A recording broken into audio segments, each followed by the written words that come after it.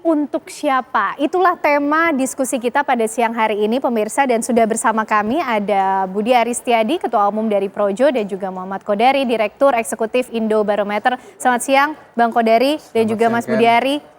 Sehat semuanya ya? Selamat siang, salam sehat. Oke, salam sehat.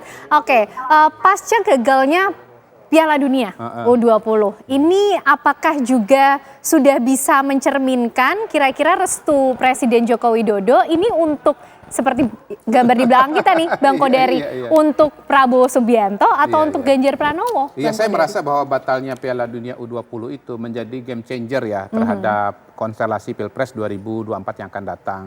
Semula, ini kalau menurut tafsiran saya, semula kandidat yang kira-kira itu berada dalam koridor Pak Jokowi itu ada dua. Satu Ganjar Pranowo, dua Prabowo Subianto.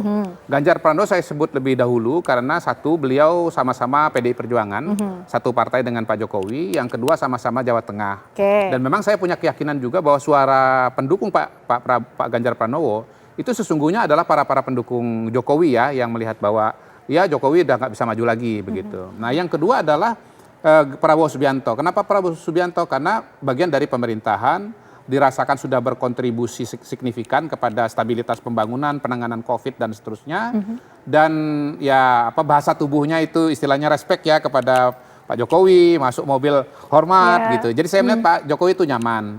Nah kalau Pak Anies kan memang koridornya kan temanya kan perubahan gitu. Jadi bukan satu visi lah dengan Pak Jokowi. Tetapi pasca batalnya Piala Dunia yang didahului oleh penolakan tim Israel oleh Ganjar Pranowo dan Iwayan Koster, maka saya melihat bahwa secara kenyamanan pribadi Pak Jokowi itu agak terganggu gitu. Sehingga saya muncul dengan terminologi atau istilah pada saat Piala Dunia U20, Ganjar telah menjadi antitesis bagi seorang Jokowi. Dan kita bisa melihat kekecewaan yang begitu eksplisit dari Pak Jokowi dan disampaikan pada forum ya, 5 partai di mana di situ ada Pak Prabowo gitu. Dan di situ ada kalimat Pak Prabowo elektabilitas naik terus gitu kan. Terlihat pujian-pujiannya dari Pak Jokowi ke Prabowo gitu loh Bang Kodari. Ya pokoknya kira-kira gambar seperti di belakang ini ya, kalau bisa ditampilkan menggambarkan pilihan Pak Jokowi saat ini. Nih bagaimana nih ya? Pak Jokowi nunjuk begini, ada Pak Prabowo. Yang paling dekat? Paling dekat ada Pak Prabowo. Mas Ganjar di ujung sana gitu. Dulu gambar yang paling dekat Mas Ganjar, sekarang Pak Prabowo. Dan jangan-jangan kalau tampil lagi begini, ini nih Prabowo. Kalau yang sana gini jangan udah mulai ada tafsir begitu gitu loh. Jadi memang Piala Dunia ini menjadi perubahan konstelasi yang menurut saya signifikan. Kemarin itu yang menarik bukan hanya kehadiran Prabowo tapi juga 5 partai yang notabene sebetulnya asal mulanya adalah 2 koalisi yang berbeda. Ada KIR, di situ Gerindra dengan Partai Kebangsaan, kemudian ada KIB, Golkar, PAN dan P3 gitu. Nah, kenapa kehadiran KIB di sana sangat penting? Karena menurut saya KIB itu selama ini kan menantikan untuk mendukung Ganjar. Calonnya itu calon KIB itu siapa? Ganjar, kira-kira begitu. Tetapi memang KIB belum akan deklarasi sebelum Ganjar diresmikan oleh PDI Perjuangan atau Ibu Mega. Karena kalau mendahului nanti Ibu Mega tersinggung kan begitu. Tetapi dengan sikap Ganjar yang demikian, KIB juga udah mulai merasa nih, kayaknya Ganjar ini nggak sejalan dengan Pak Jokowi gitu. Jadi istilahnya jadi KIB lebih berat ke pilihan ke Pak Jokowi. Sekarang ke Prabowo.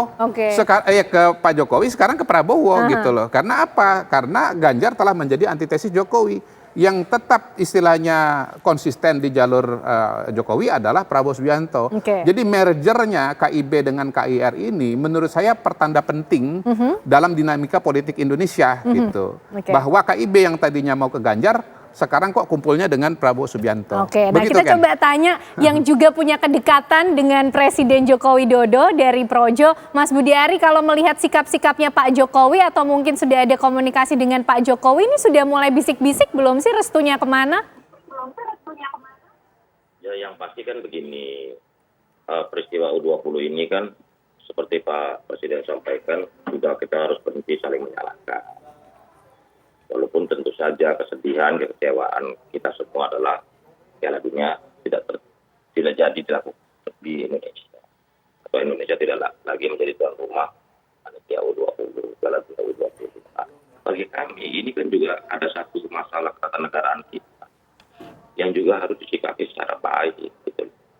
Karena negara kita negara kesatuan Republik Indonesia NKRI, bukan negara federal, sehingga soal keamanan, soal diplomasi, soal apapun yang menyangkut langkah-langkah strategis negara dalam memutuskan sesuatu itu presiden sebagai kepala negara, kepala pemerintahan yang mengetahui kondisi yang terjadi.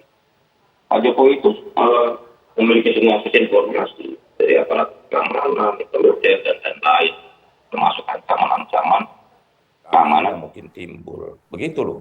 Jadi menurut hemat kami, bicara soal restu Pak Jokowi memang masih ada waktu, dinamika yang cukup tinggi, dan kita sebagai pendukung Pak Jokowi menunggu arahan dan perintah Pak Jokowi.